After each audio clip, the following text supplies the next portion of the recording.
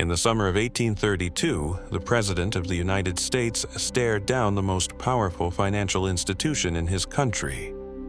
He swore, in private, that he would kill it. Not a rival nation, not an invading army, but a bank.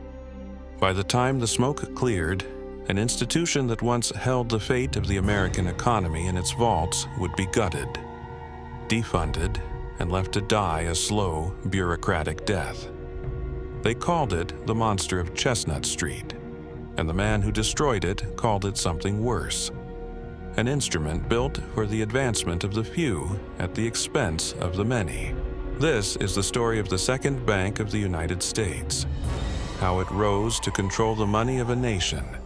How it made an enemy of the most stubborn president in American history. And how its collapse would leave the country without a real central bank for the next 80 years. The story doesn't begin with Andrew Jackson. It begins decades earlier, in the shaky, debt-choked years after the Revolutionary War, with a man who believed the young republic could not survive without a bank of its own. In 1791, at Alexander Hamilton's urging, Congress chartered the first bank of the United States. It was built to help fund Revolutionary War debt and provide a stable national currency. Capitalized at $10 million, with the federal government holding a 20% stake. This wasn't just a lender, it was a power center. The bank forced private banks to redeem their notes in gold and silver. That restrained the kind of overexpansion and inflation that had haunted the fragile new economy. It was, in every meaningful sense, acting as the nation's first central bank. But power like that makes enemies. When the first bank's charter came up for renewal in 1811, it failed. Sunk by constitutional objections, fears over foreign ownership, and deep suspicion of centralized banking. What followed was not stability. It was chaos. A landscape of unregulated state banks, competing currencies, and a financial system with no referee. That collapse would set the stage for something bigger, something the country would come to both depend on and despise. 5 years later, in 1816, wartime inflation and financial disorder pushed lawmakers back toward a national bank. The Second Bank of the United States was born. Its early years were unremarkable, even troubled. But that changed in 1823, when Nicholas Biddle took over as president of the bank. Under Biddle, the bank didn't just survive, it dominated. It became the country's leading financial heavyweight, strong enough to impose real discipline on the reckless lending of state banks. But that same strength bred resentment. Private banks saw the institution as oppressive. Agrarian populists saw something even darker, a symbol of privilege and concentrated power. They gave it a name meant to terrify. The bank became known simply as the Monster, the enemy of the common people. This wasn't just an economic dispute anymore. It was a war for the soul of the American financial system.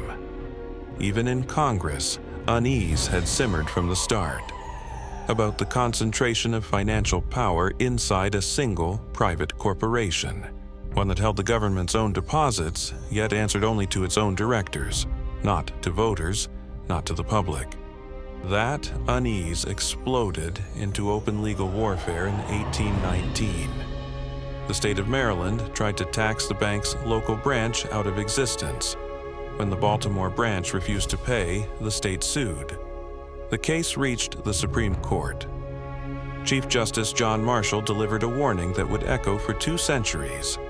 The power to tax, he said, is the power to destroy. No state, he ruled, had the authority to dismantle a federal institution. That same year, the bank's own aggressive tightening of credit deepened a brutal downturn, the Panic of 1819. Congressional investigators began probing whether the institution had favored certain insiders. No convictions ever followed, but the damage to public trust was done. The seeds of the bank war had already been planted. In 1829, Andrew Jackson took office. He brought with him a deep personal hostility toward the bank. His attacks rallied support from every corner of the country that resented concentrated financial power. The fight turned personal in 1832. Jackson confided to his own vice president in a moment of raw fury.